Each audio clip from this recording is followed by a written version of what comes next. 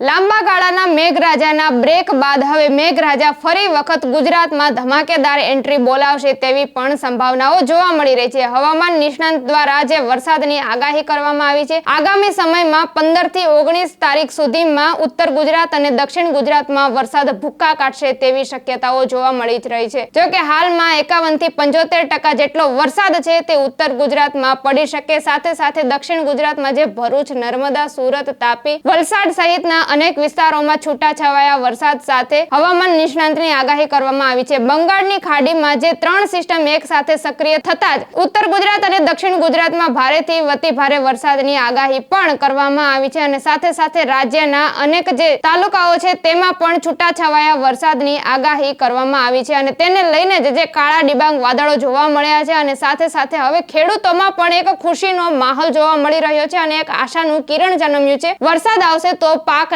પાણી મળશે અને પાક ફરી ફૂલશે તેવી પણ ખેડૂતોને આશા જાગી રહી છે। ત્યારે આપનું આ અંગે શું કહેવું છે? કમેન્ટમાં આપના પ્રતિભાવ ચોક્કસથી જણાવજો।